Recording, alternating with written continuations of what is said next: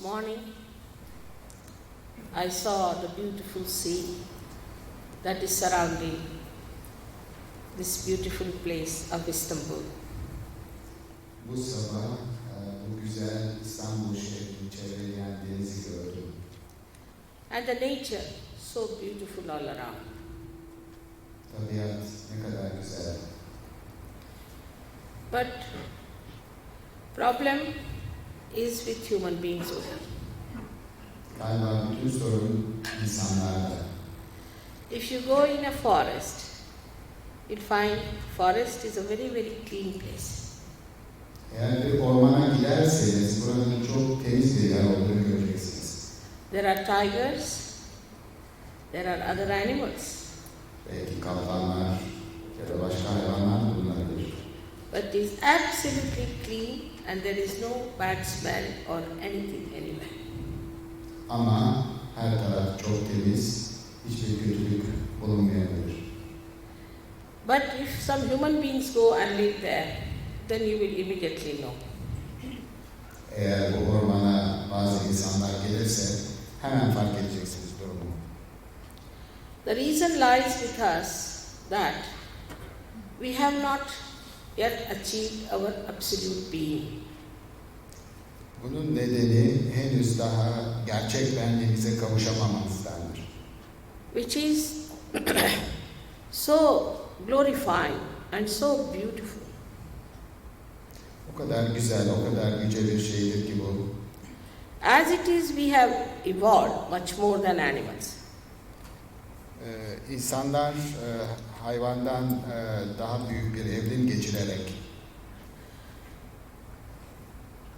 You can see if you ask a dog to pass through any dirty lane, he can do it very easily, no problem. örnekse bir köpeğin kötü bir yoldan geçmesini istediğiniz zaman köpek bunu hiçbir zorluk çekmeden yapacaktır. And you see even a horse doing the same thing. Belki bir at da aynı şeyi yapacaktır. But human beings cannot. Ama insanlar böyle bir şey yapmaz. They cannot bear the dirt and filth. Çünkü pisliğe dayanamaz insanlar. So we have evolved. Demek ki bir evrim geçirmişiz. We have evolved to this state where we are human beings. İşte bu vardığımız düzey galiba bizi insan yapan düzey. But still, as I told you, whatever we may believe into, whatever faith we may have, still we are not powerful people. Hangi inanca sahip olursanız olun, sonunda maalesef pek güçlü kişiler değiliz. Because we give way to wrong things very easily. Çünkü yanlış şeylere kapılıyoruz. Now it was said, Muhammad Sahib had said that one should not drink alcohol. Mesela fazla alkol almamamız gerekir. It was for our good. İyiliğimiz içindir bu. Because it goes against our human awareness. Çünkü bu insan olarak kendi kendimizi tanımamıza karşı bir şeydir. But I don't blame people who drink because they are not saints. Ben içki içenleri kınamıyorum. Çünkü aziz değildir onlar. Say if they are in Riyadh, they don't drink at all, I've seen them. But if they come to London, they drink more than any Scotchman. Azizler evet içki içmezler ama bir an gelir bazı insanlar çok içebilirler. Because we have not achieved our absolute nature. Çünkü tam doğamıza, tam tabiatımıza kavuşamamızdır. We can become slave of anything. Her şeyin esiri olabiliriz. We may not believe in slavery. İnançsız da olabiliriz. For example, I see in the West now, people think they are very free.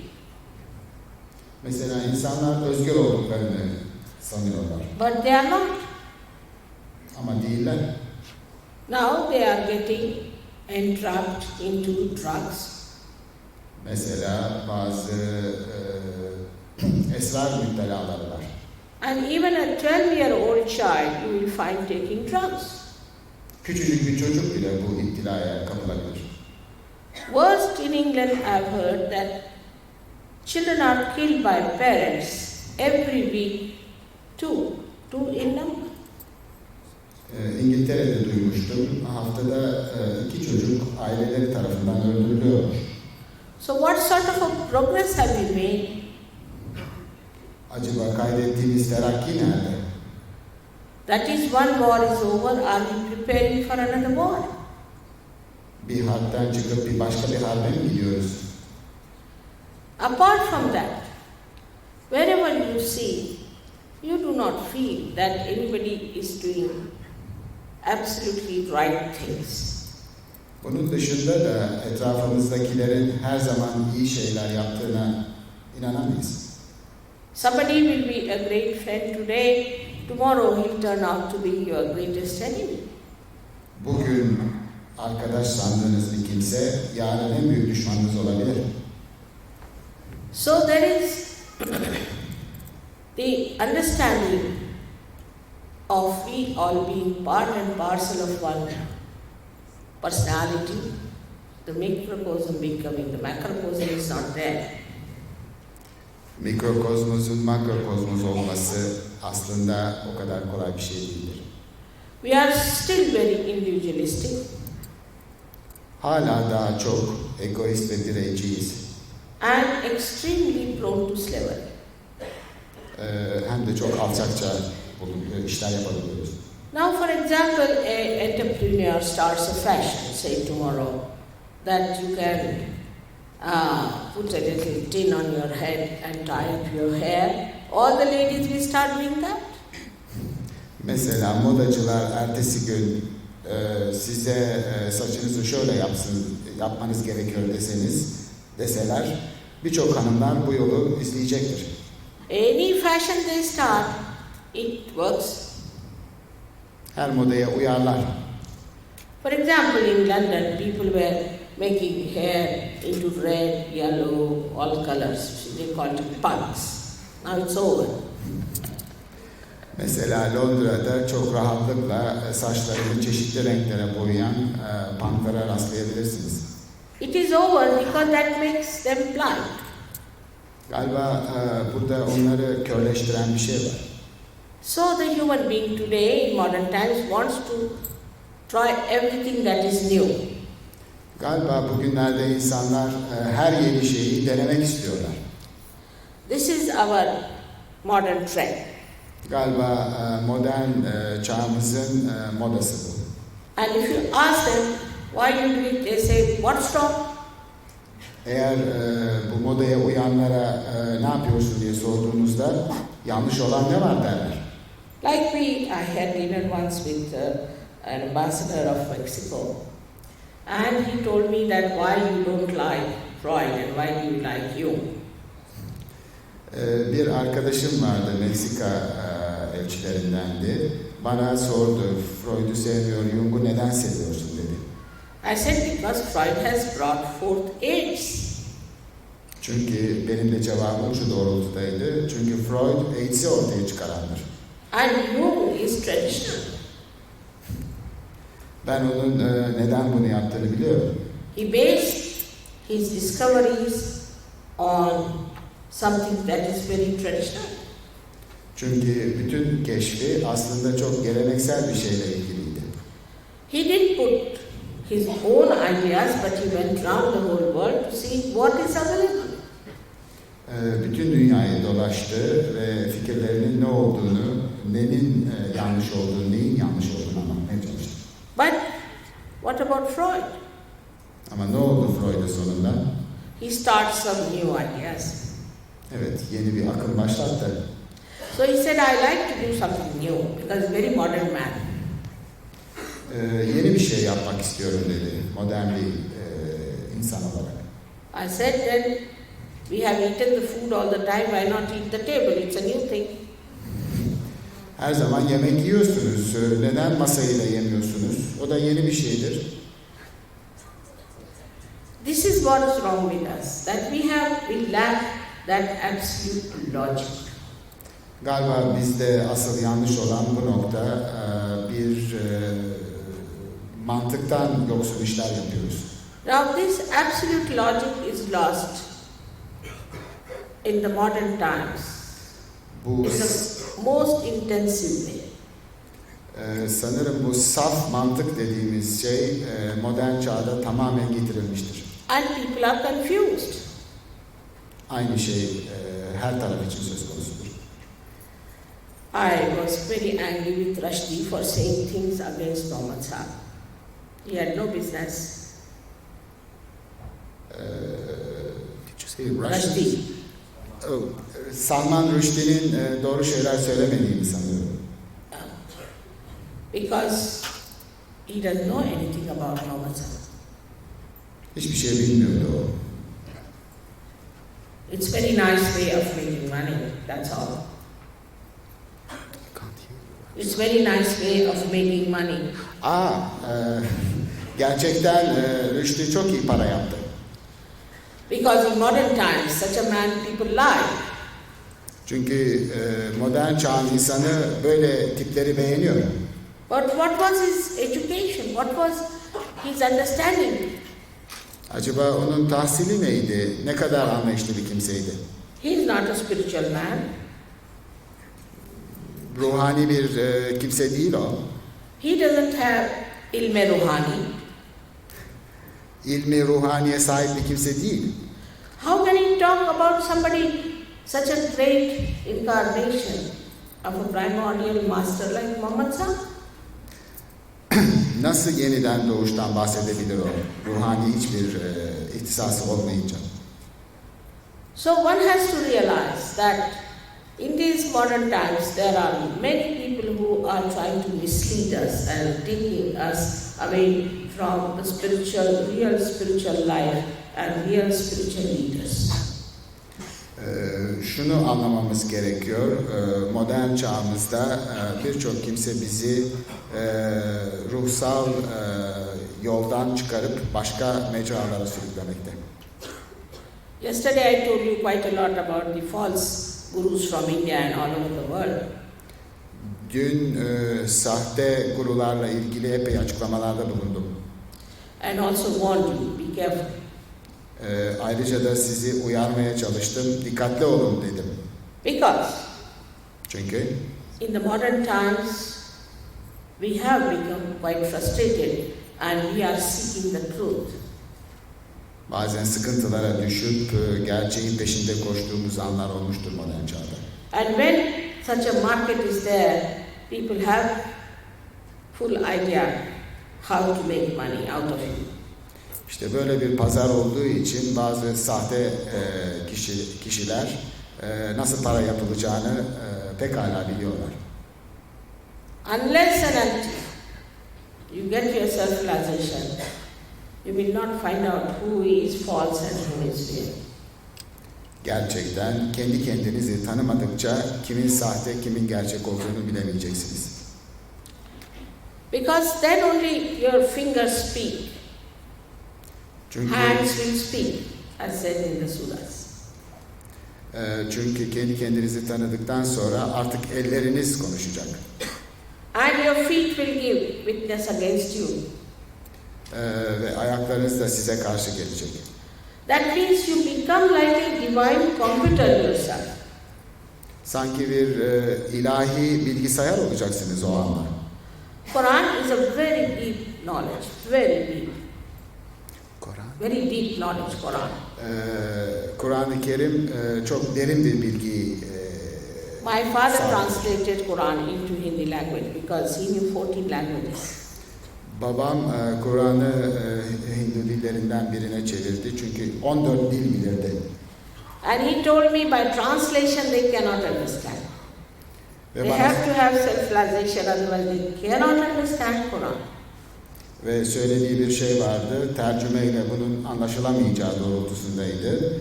Ve belki de bunun için tek yol kendi kendini tanımaydı. That means you have to have direct connection with God, with the root, with the all-pervading power.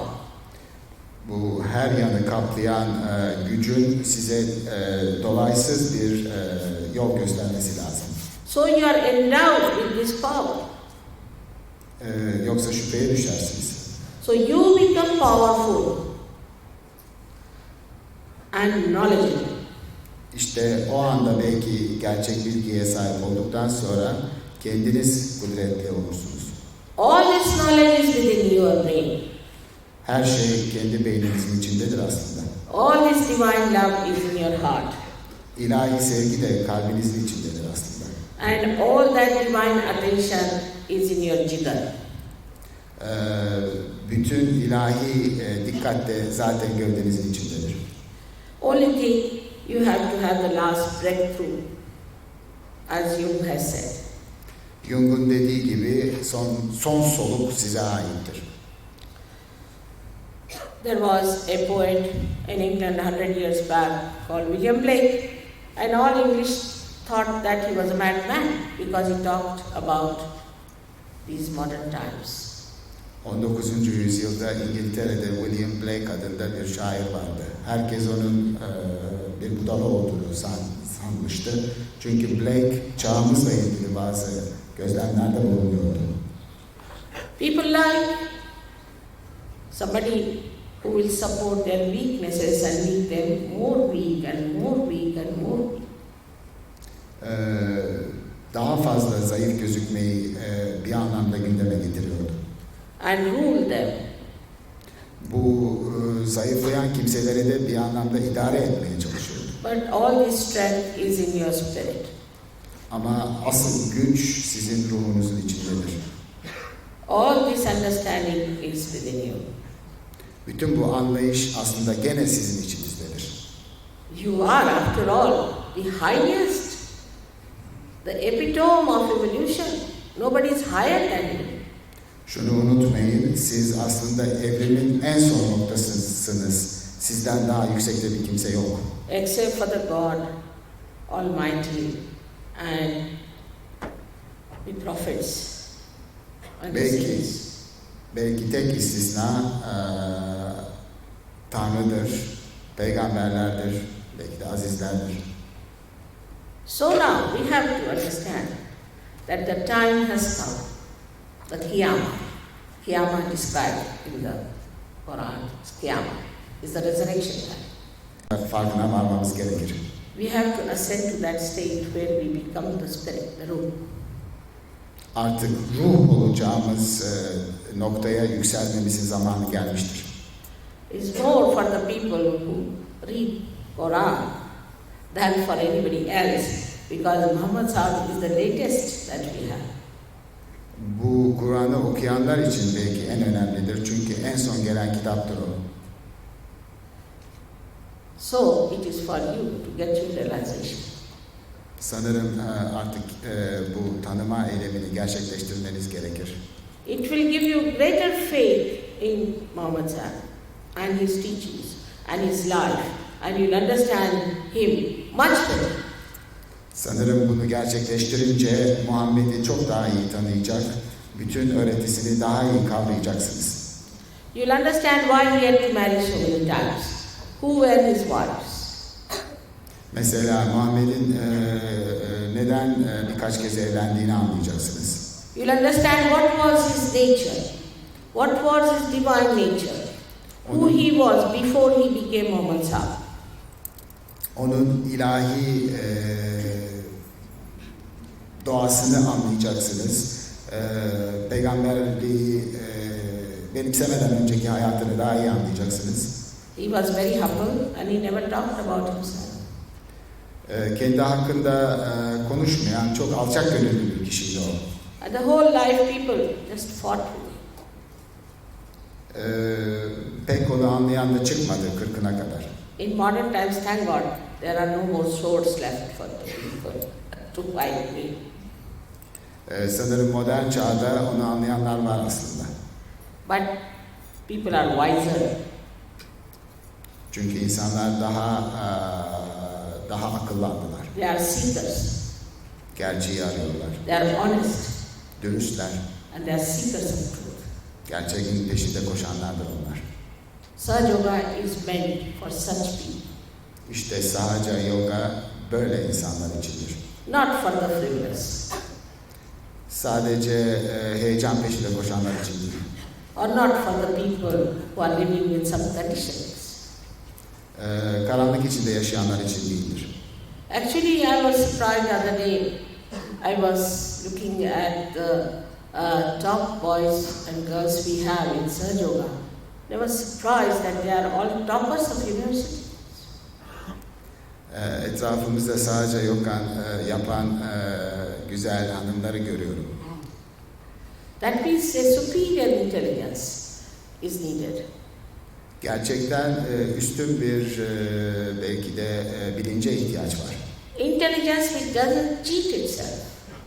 Zeka kendi kendini hiçbir zaman aldatmaz. But sees the right thing Doğru olanı hemen görür. and understands that it is for your benevolence. Bunun sizin iyiliğiniz için olduğunu derhal fark eder. The importance of that is Bunun önemi aslında that you know yourself and you know what is the meaning of your life. kendi kendinizi anlayacak ve hayatınızın manasını kavrayacaksınız. It's all within you, it's your own. Her şey kendi içinizde, kendi kendinize sahipsiniz. It is nothing that I'm going to do much about. Bu konuda benim yapacağım fazla bir şey yok aslında. It's your own power which you are going to get. It's Kendi your own gücünüze, power. kendi sahip olduğunuz bir güçtür bu.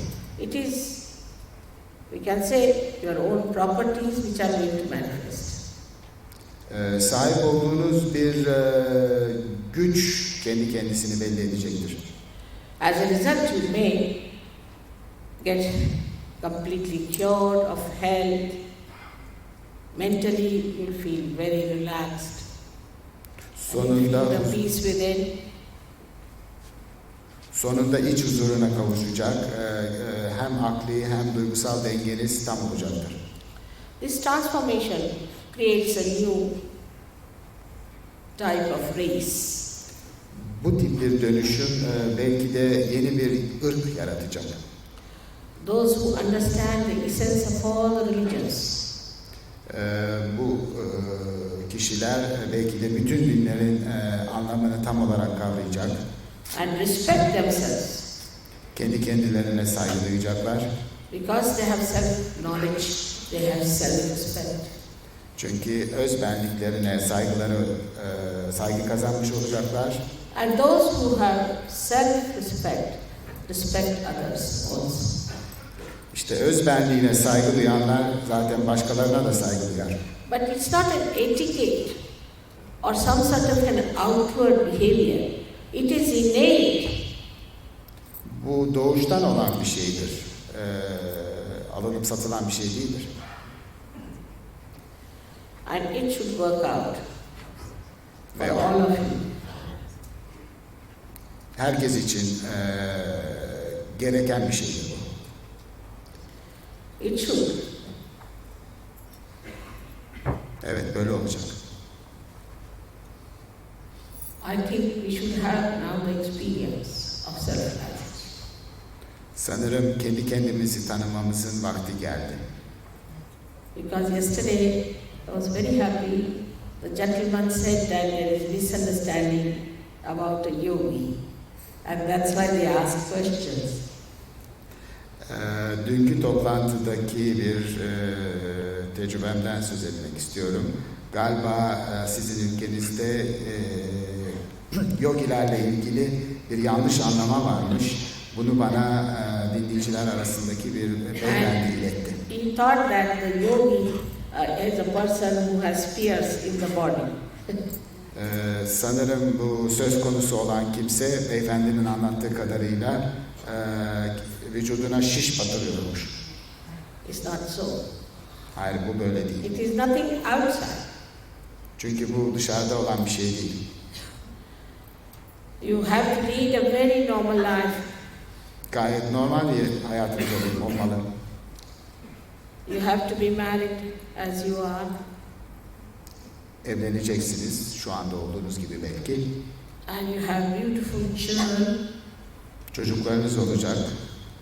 But you lead a very righteous and beautiful life of friendship and love. Gerçek arkadaşlık sevgisi içinde gayet normal, dürüst bir hayat süreceksiniz. May God bless you. Allah hepinizi bağışlasın. So should we have the experience now?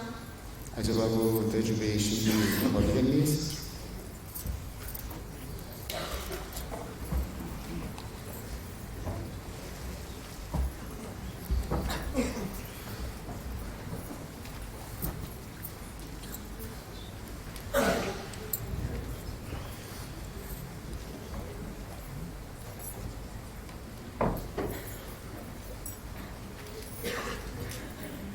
Where are you going?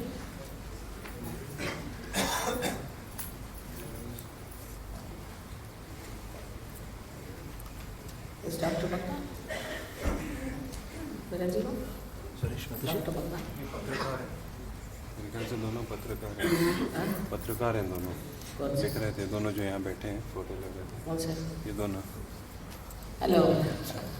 You see, before taking my photograph, please ask permission. All right? You see, he didn't ask the permission. So these boys have an objection that you should have taken my permission before.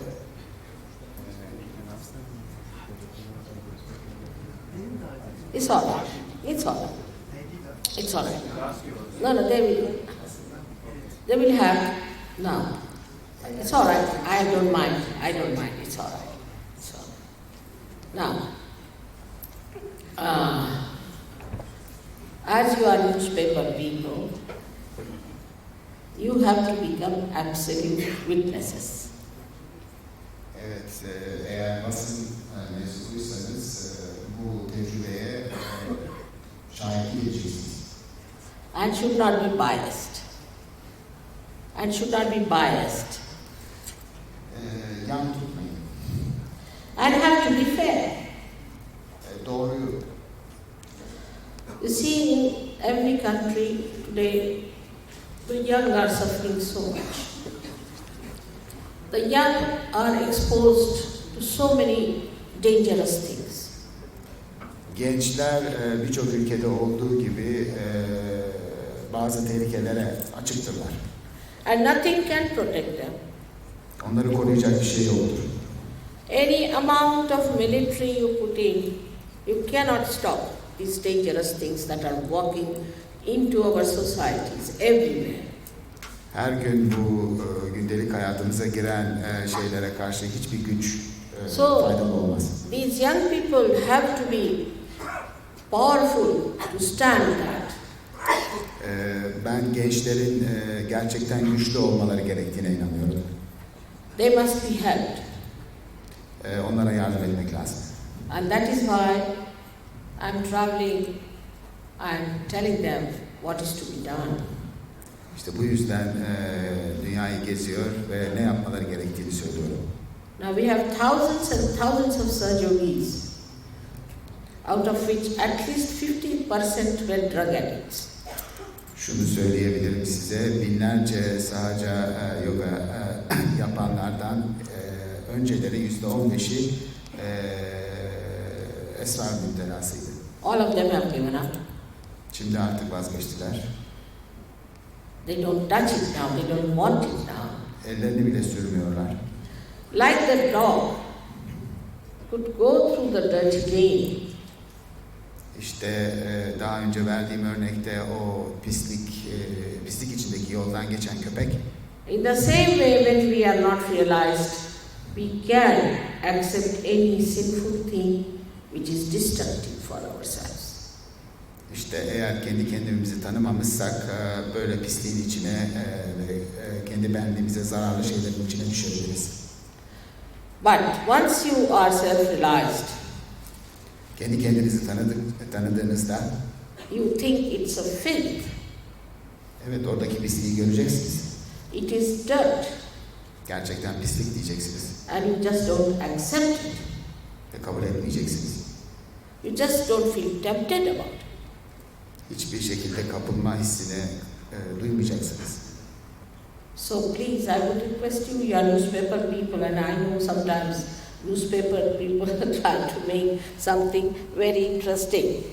Evet, mazur görün ama tecrübeme dayanarak söylüyorum. Bazen basın mensupları olmayacak şeyleri de But uydurabilirler. try to make things which will help. Gerçekten insanlara yararlı olacak şeyleri yazın. As you know, my husband is Secretary General of International Maritime Organization. Belki benim eşimin uluslararası bir organizasyonda çalıştığını biliyorsunuz. And he has visited Turkey many times. Kendisi Türkiye'ye çok kereler gelmiştir. Yesterday he told me that Turkish people are very kabil. Kabil means capable, very capable people. Evet, Türklerin gayet yetenekli olduğundan söz etmiştir bana. And he is very much impressed by that. Gerçekten bu onu çok etkilemiş. My husband himself is so surprised at my work that I have transformed so many people. Eşim ben bazı insanlarla dönüşüm sağladığım için çok hayrete düşmüştür. Of course, he is a very religious man, but he always said that you are an awliya. Awliya means a wali to me. Awliya. My husband used to say awliya means a wali. Benim bu gücümden dolayı kendisi çok dindar bir kimse olduğundan bayağı şaşırmıştır. You are above every temptation, Senin hiçbir şeye kapılacağın yok demişti bana. but you cannot make others like you. This I can tell you. Ama herkesi böyle yapamazsın. Ben sana bunu söyleyeyim. Whatever you may try. Ne kadar denersen dene. But now, he has openly said that this is the United Nations. Admitted. Ama bir şeyi de açıkça söyledi. Birleşmiş Milletler içinde bu belki mümkün. And he says, my honesty now compels me to say that this is going to save humanity. Onun dürüst tabiatı gerçekten bunun insanlığı kurtaracağını artık kabul ediyorum. He said, you are making angels out of these people. Sen bu kendi kendilerine zarar verenlerden bir çeşit melekler yaratıyorsun diyor.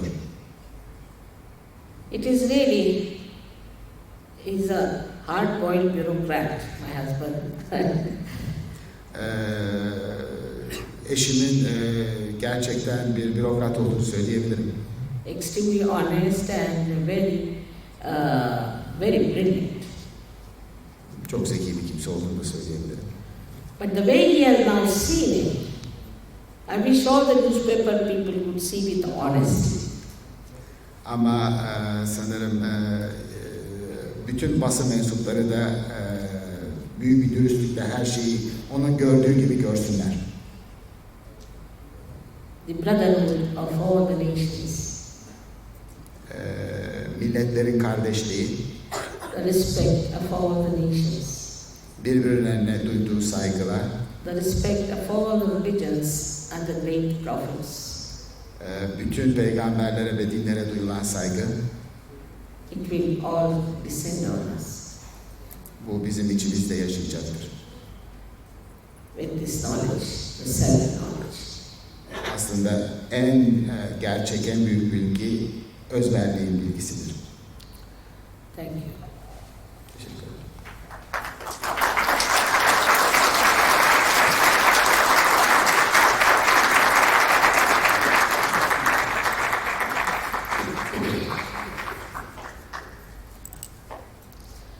Now we have to take out our shoes, as I told you yesterday, because they are very tight on our feet, first of all, and secondly, it's nice to take the help of Mother Earth.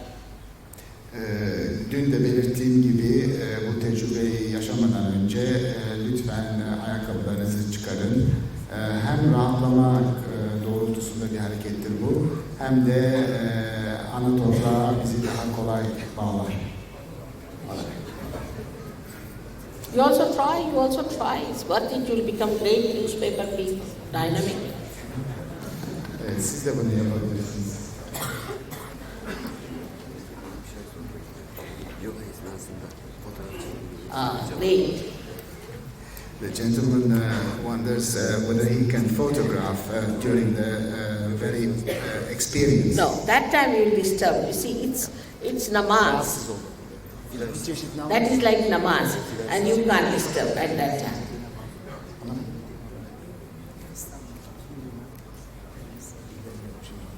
I'm sorry, that time please don't disturb. It's not civil.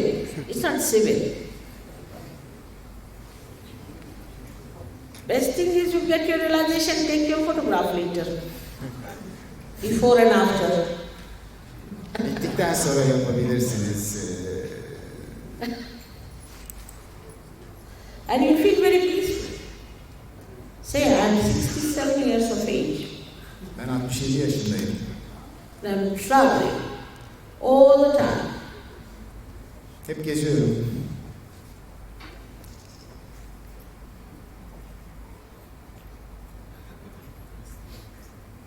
Last night we slept 3 o'clock in the house. Dün saat 3'te uyudum. The whole day I've been today walking here and there. Bütün sene bu maalesef bu kalıp değişmiyor.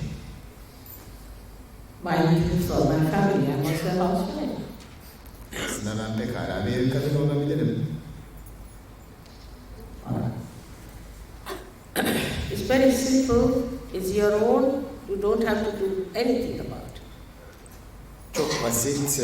Her şey size ait çünkü. There is a group of people. Why are they laughing so much? I don't know. Arkada çok gülen bir grup var. Acaba niçin böyle There's yapıyorlar? nothing to laugh. Gülecek bir şey yok. Of course, nothing to be serious also. Eğer siz de gerçeği arıyorsanız fazla bir şey söylemeyeceğim. But one has to have the open mind of a scientist. Aslında insanın bir bilim adamı gibi açık olması gerekir. If you want, you can come in front. Instead of standing, there is place for you to sit down. İsterseniz daha öne gelebilirsiniz. Ayakta duranlar için söylüyorum. Please, come forward. Lütfen. There is space. You have to be seated. You have to be comfortable. Çünkü her şeyden önce rahat olmanız gerekiyor, oturmanız gerekiyor. You have to be comfortable. Evet, rahat olmanız gerekiyor.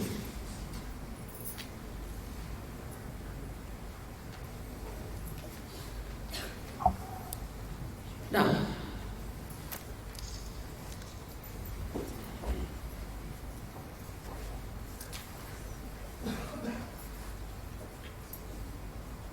you don't have to exert it all. Nothing. It's sahaj. Sahaj means easy, simple also. Heyecanlanmayın, gayet basit bir şey. On the contrary, you should be very pleasantly placed towards yourself to begin with. You should have no guilt. Aslında bunun çok zevkli bir şey olduğunu göreceksiniz. After all, we are human beings, and if you have committed mistakes, it's not important. İnsanız, günah da işlemiş olabiliriz ama son tahlilde önemli değildir bu. We are not God. We are not God. God does not commit mistakes. Tabii tam bir insan, mükemmel bir insan değilizdir. So, we have to be absolutely forgiving ourselves and loving yourself actually. Bağışlayıcı olmanız gerekir. Kendi kendinizi sevmeniz gerekir. It's very simple. I'll tell you first when you keep your eyes open, and later on, I'll tell you when you have to close your eyes. Şimdi önce gözlerinizi açık tutabilirsiniz. Bir kere anlatacağım. Ondan sonra da kapalı olarak aynı işlemleri tekrar yapacağız. Marcus from Austria will show you. He is a engineer. He's an engineer, but now he knows the engineering of the self also. Evet, Avusturya'dan gelen Markus adlı arkadaşımız size aynı zamanda da hareketleri gösterecek. So you please put your left hand towards me. Sol elinizi bana uzatın. Which means you desire to have realization. That's all. Bunun manası kendi kendinizi tanıma arzusu gösterdiğinizdir. Now, and we have to use the right hand for releasing. You can keep it on your lap. It's all right. You need not put it like that because it will hurt. Bacağınızın üzerinde kalabilir, uzatmanıza gerek yok. Can you put it up? It's better that I stand up.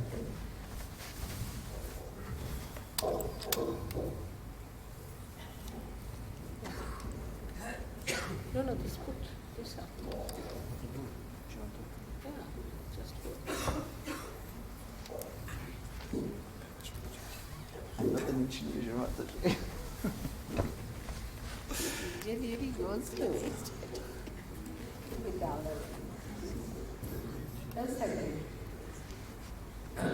Just here. Here. Toma şimdi.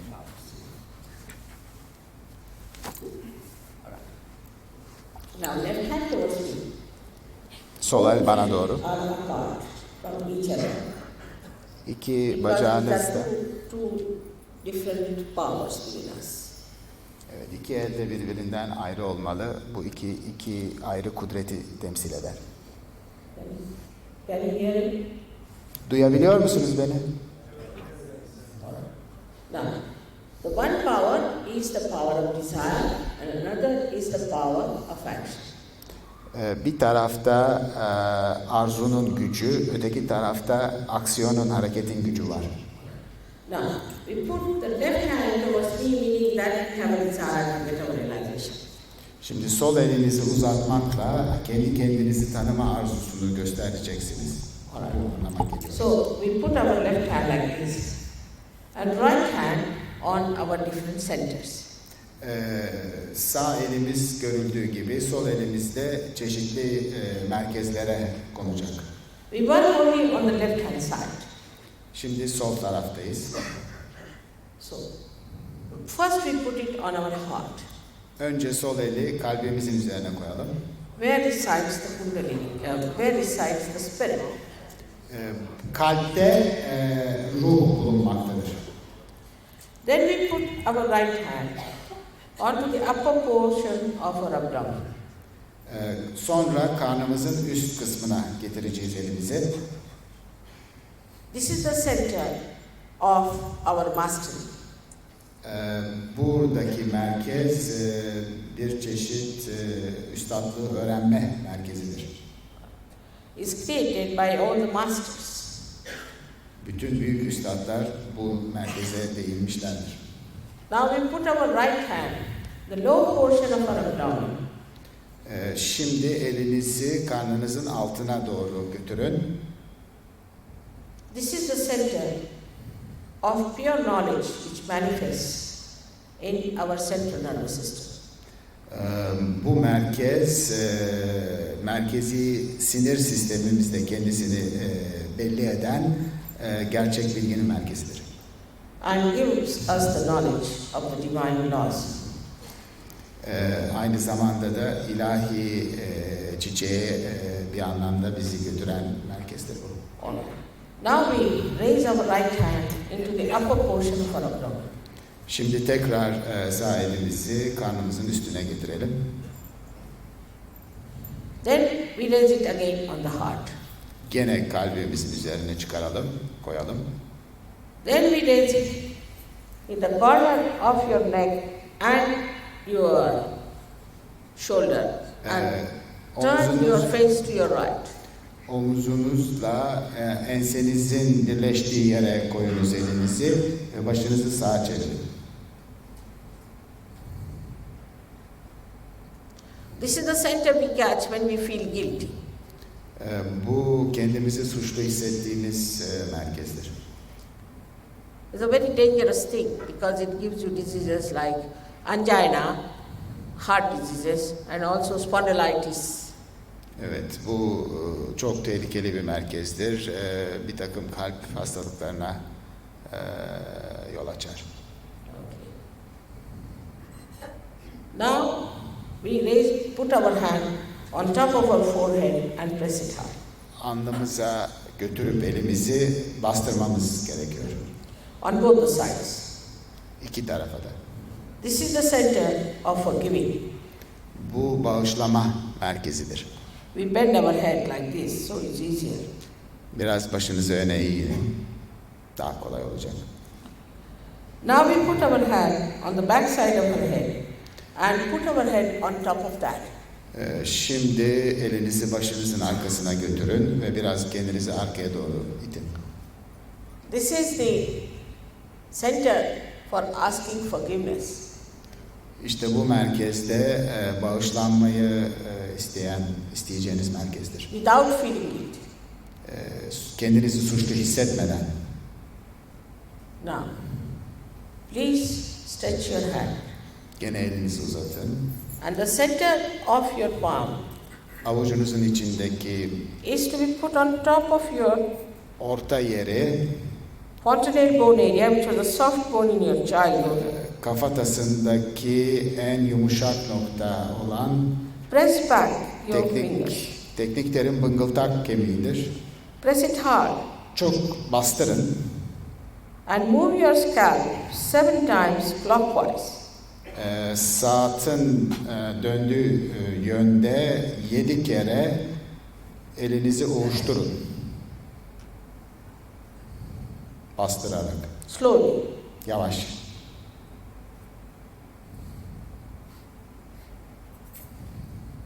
That's all we have to do all together. Evet, birlikte yapacağımız şeyler bu kadar. Now, you have to close your eyes. You can take out your spectacles also. Evet, şimdi gözlerinizi kapatmanız lazım. Gözlüğünüz varsa lütfen çıkarın. And please don't open your eyes till I tell you. Evet, özellikle rica ediyorum. Ben size söyleyinceye kadar lütfen gözlerinizi açmayın. All right. Now close your eyes and put your right hand on your heart. Şimdi gözlerinizi kapatın ve kalbinize koyun sağ elinizi. Now here, you have to ask me a very fundamental question, Mother, am I the spirit? 3 times, please, in your heart. Şimdi çok önemli bir soru sormanız gerekiyor. Anne, ben ruh muyum? 3 kere.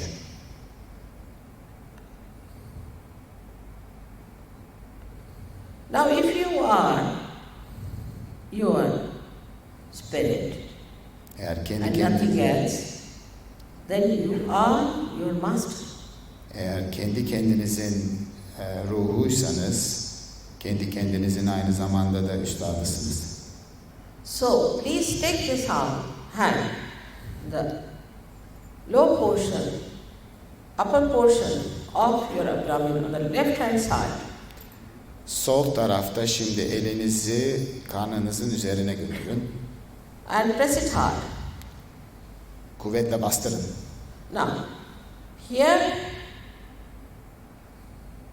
you have to say a question again to me. Mother, am I my own master? Ask this question 3 times. Gene bana 3 kere ben kendi kendimin üstadı mıyım diye sorun. Anne, ben kendi kendimin üstadı mıyım? 3 kere. Now,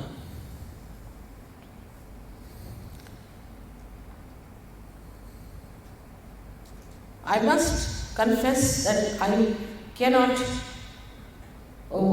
come over your freedom. I respect your freedom. Şimdi bir şeyi itiraf etmem gerekiyor. Ben sizin özgürlüğünüze karışamam. Çünkü sizin özgürlüğünüze saygı duyuyorum. And I cannot force pure knowledge on you. Ve saf bilgiye sahip olmanızı da zorlayamam. So put your right hand in the low portion of your abdomen Şimdi sağ elinizi karnınızın altına götürün. and press it. Gene And here bastırın. you will have to say yourself in your freedom. Şimdi kendi kendinize bütün özgürlüğünüz içinde Mother, please give me pure knowledge. Please say 6 times because this center has got 6 petals. 6 kere anne bana lütfen saf bilgiyi ver deyin.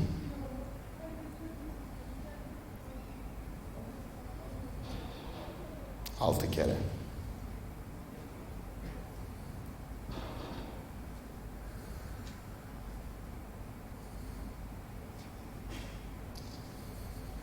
Now, when you say that your Kundalini has started rising Şimdi and you bunu have to open the higher centers with your confidence. Şimdi bunu söylediğinizde artık Kundalini gücü içinizde yükselmeye başlamıştır. Bütün öteki merkezleri büyük bir güven içinde artık açık tutabilirsiniz. So you put your right hand, upper portion of your abdomen, Şimdi sağ elinizi karnınızın üzerine çıkarın. upper portion of your abdomen. Karnınızın üstü. Now, here, Şimdi burada you have to say with full confidence 10 times. Mother, I am my own master. Şimdi burada 10 kere bütün güveninize sahip olarak anne artık ben kendi kendimin üstadıyım diyeceksiniz. 10 kere. Now, one has to realize that the most important truth about you is that you are the spirit. Şimdi bu noktada anlamanız gereken en önemli gerçek sizin artık bir ruh olduğunuzdur. You are not this body. Artık bir vücut değilsiniz siz. You are not this mind. Aklınız da yok. You are not these imaginations and emotions.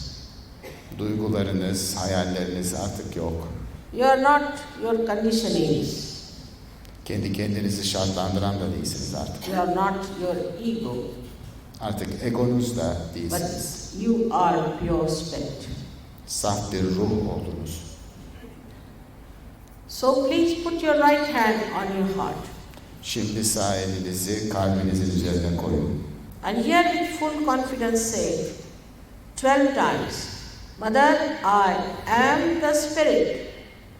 Şimdi 12 kere güveninize tam sahip olarak anne ben artık ruhum deyin.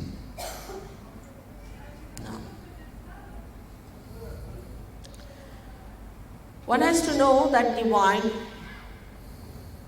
is the power of bliss and joy. İnsanın burada bilmesi gereken ilahi olanın gerçekten bir mutluluk gücü olduğudur. It is the power of love. Aynı zamanda bu sevginin gücüdür de.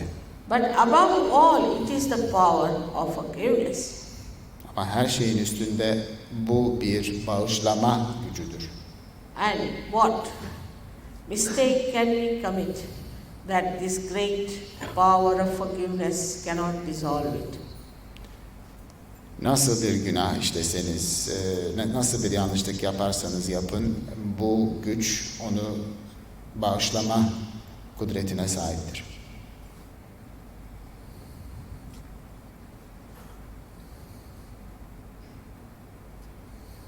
So now raise your right hand in the corner of your neck and your shoulder and turn your head to your right. Şimdi elinizi ensenizle omuzunuzun birleştiği yere getirin ve başınızı sağa çevirin. Here with full confidence say, Mother, I am not guilty. Please say it 16 times. Şimdi burada 16 kere güveninize tam sahip olarak ben suçlu değilim anne deyin. 16 kere. Please say it from your heart. Kalpten söyleyin bunu. Believe me that you are not guilty. İnanın bana, suçlu değilsiniz. Let your Kundalini judge you. Let God judge you. Don't judge yourself. Kundalininiz sizin hakkınızda karar versin. Siz kendi kendinize değil.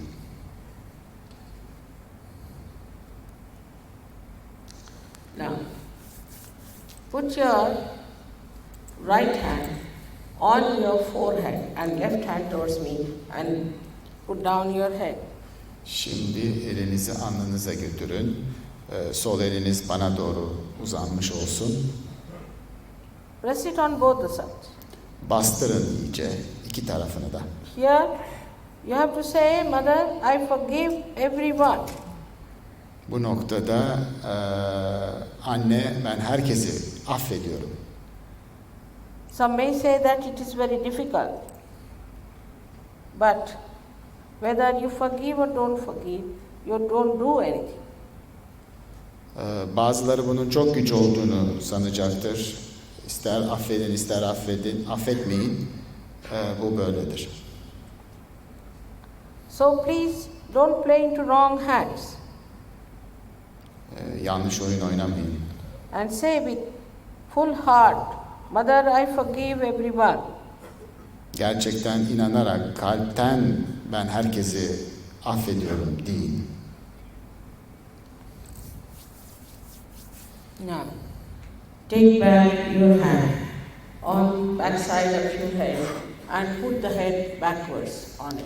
Şimdi elinizi arkaya götürüp, kafanızın arkasına götürüp biraz kendinizi arkaya doğru itin. Here now you say, without counting your mistakes, without feeling guilty. Hiçbir şekilde kendinizi suçlu hissetmeden burada Just for your satisfaction, you say, O Divine, if I have done any mistakes, please forgive me. sadece kendinizi tatmin için ilahi güç, eğer bir yanlışlık, hata işlediysem, yaptıysam beni affet deyin. Now, stretch your hand Uzatın elinizi. and put the center of your palm on top of your head. Avucunuzun içini kafanızın üstüne koyun. And press it hard. İyice bastırın. Push back your fingers, please. Gerçekten bastırın. And bend your head. Başınızı öne eğebilirsiniz. Now move it 7 times, very slowly, clockwise. Saatin hareket ettiği yönde yavaş yavaş ovuşturun. Here again, I cannot force self-realization on you. Bu noktada gene kendi kendinizi tanımaya sizi zorlayamam. So you have to say 7 times, Mother, please give me my realization. İşte onun için 7 kere anne bana kendi kendimi tanıma gücü ver deyin.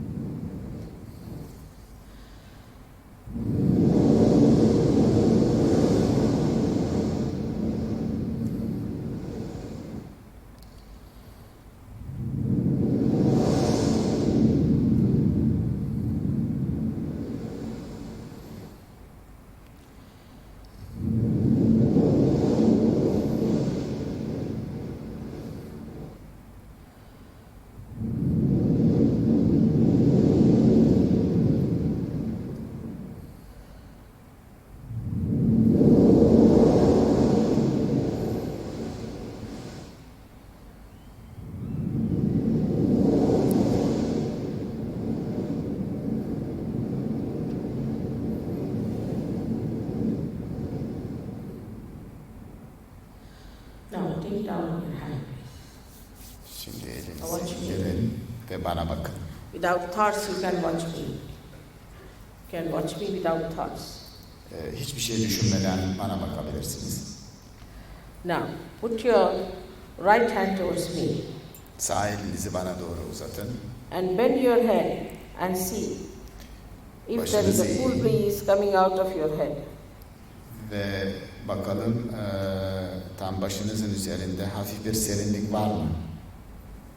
Some people get it hot, doesn't matter, we'll correct it. Bazı kişilerde bu serinlik yerine hafif bir sıcaklık olabilir. Merak etmeyin. Now, put the left hand towards me and put the right hand to see if there's a cool breeze coming. Şimdi elinizi değiştirerek gene bu serinliğin gelip gelmediğine bakın. Now, put the right hand once again Gene and put sağ the left hand and elinizle. see. Bend your head. Gene başınızı eğerek öne aynı şeyi bir daha kontrol edin. Now, you push back your hands and ask a question. Şimdi elinizi kaldırarak şu soruyu sorun. Mother, is this the cool breeze of the Holy Ghost? Bu Ruhul Kudüs'ün serinliği mi anne diye sorun. Mother, is this the power of God's love? Bu acaba Tanrı'nın sevgisinin gücü mü diye sorun. Ask this question 3 times. Bu soruyu 3 kere sorun You lütfen. can ask, is this the root which is all pervading? Bu acaba gökten gelen her tarafa yayılan büyük sevgi mi? Büyük gücü mü? Put down your hands, please. İndirin ellerinizi. All those who have felt cool breeze in the hands Şimdi or acaba out of the head. Cool or hot. hissedenler lütfen ellerini kaldırabilir mi? Please raise both your hands. Both İki your elinizle, hands. iki elinizle kaldırabilirsiniz. Do you feel? Just feel on his head. Some surgery just see why he didn't feel it. He should have been the first. Where's the other one gone? He disappeared. Siz hissettiniz mi? He says simply heat. Huh? Simply, says- yeah, that's because of liver. I knew you had. You put your left hand on your liver. Liver, this side. Yeah. Ciğerinizin üzerine No, koyun. more on the liver side. Karaciğer. On this side. More on the left, right. Yeah. Now you feel cool down. It's because of liver. Again, can I see those who have felt the cool Serinlik var mı? breeze? Both the hands. Those who have felt the cool breeze. Gene ellerinizi kaldırır mısınız hissedenler? What my husband has told is true. You people are really great. Most of you have felt. May God bless you. Allah hepinizi bağışlasın. Herhalde birçoğunuz bunu hissetti. Those who have not felt also can feel it. Come this Hissetmeyenler de, side. And we work it out on them. Got it hissetmeyen, now? Feel it now?